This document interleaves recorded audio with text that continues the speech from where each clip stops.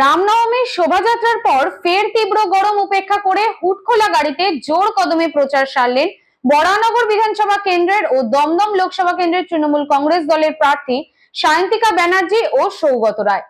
এমনকি নির্বাচনের প্রাককালে যেভাবে কেন্দ্রীয় তদন্তকারী সংস্থাগুলোকে ব্যবহার করছে সেটাও মানুষ ভালো চোখে দেখছে না। তাই বিরোধীদের সমস্ত চক্রান্ত বানচাল করে মানুষ জোড়া ফুল চিহ্নে ভোট দেবে বলে আশাবাদী এই দুই প্রার্থী। এমনকি তারকা প্রার্থী গরমে সুস্থ থাকারও পরামর্শ দিয়েছেন।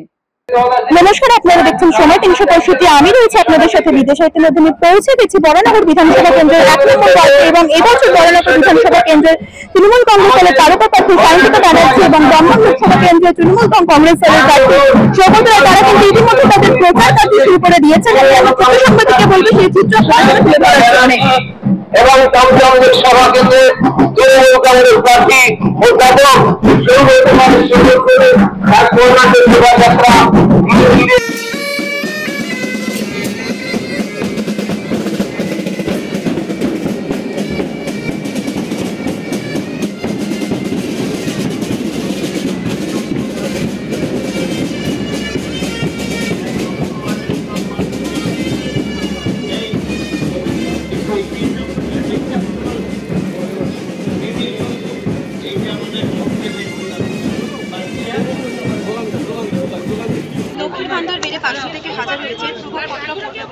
এটারই প্রভাব পড়বে, কারণ মোদিজির গ্যারান্টিতে তো গ্যাসের দাম 1000 থেকে 500 হয়নি, মমতা বন্দ্যোপাধ্যায়ের ওয়ারেন্টিতে লক্ষ্মীর ভান্ডার 500 থেকে 1000 হয়েছে, 1200 হয়েছে, এটারই প্রভাব।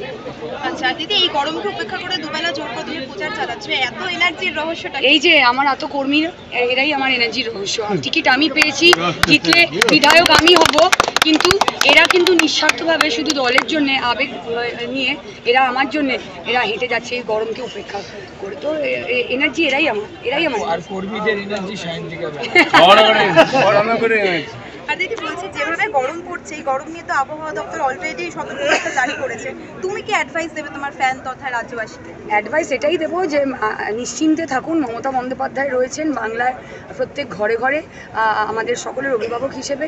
কোনো চিন্তা করবেন না, ঘরে থাকুন, সুস্থ থাকুন, জল খান বেশি করে। 1 জুনে যান ভোট কেন্দ্রে, গিয়ে ভোট দিন জোড়া ফুলে এবং ঠান্ডা মাথায় আবার বাড়ি চলে আসুন।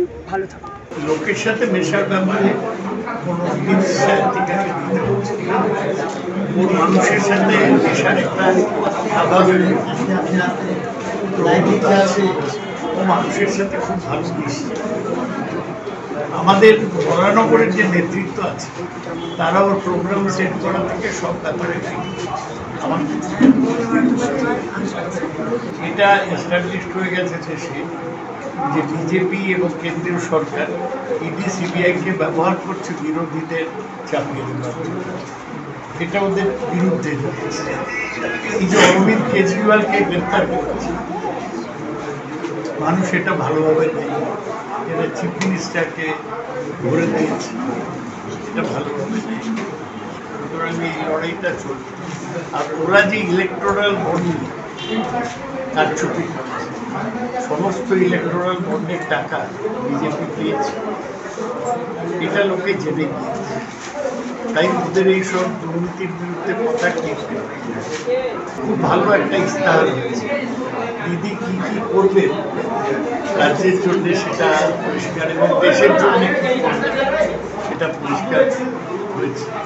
6টা ভাষায় আমাদের ইস্তাহার প্রকাশ হয়ে, যার নাম দেওয়া হয়েছে দিদির স্বপ্ন। আমি বলছি ভালো। তাহলে আপনারা একেবারে শুনে নিলেন তৃণমূল কংগ্রেস দলের প্রার্থী সায়ন্তিকা ব্যানার্জি ও সৌগত রায়ের এবছরের বিধানসভা ও লোকসভা নির্বাচন নিয়ে তাদের বক্তব্য।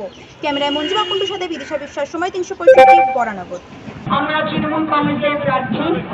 আগামী 1 জুন আমরা জানি লোকসভা নির্বাচনের সাথে সাথে এই বিধানসভার উপনির্বাচনও হবে। তাই আমরা আপনাদের কাছে অনুরোধ করছি, আপনারা জোড়া ফুলে ভোট দিয়ে শ্রী সৌগত রায়কে লোকসভায় এবং আমাকে সায়ন্তিকা ব্যানার্জিকে জোড়া ফুলে ভোট দিয়ে বিধানসভায় বিপুল ভোটে জয় করুন। সায়ন্তিকা ব্যানার্জি জোড়া ফুলে আপনাদের ভোট চেয়েছি। এটাও শান্ত এগিয়ে যাও। দিদি দোতলায় তৃণমূল কংগ্রেসকে জোড়া ফুলে 1 জুন। দাদা একটা ছেলেদের না যে একটা না বলতে পারবে। এরা আরআইসি বাজার কমিটির পক্ষ থেকে আমাদের মালা দিচ্ছে, আমি ওদের ধন্যবাদ জানাচ্ছি। ওরা উত্তরীয় দিচ্ছে, মালা দিচ্ছে, ওদের অনেক ধন্যবাদ। গোপীনাথ বোস ধন্যবাদ, কি সুন্দর উত্তরীয়, সবুজ, ধন্যবাদ ধন্যবাদ ধন্যবাদ। এবার সায়ন্তী কাজে দিচ্ছেন গোপীনাথ বাবু। আর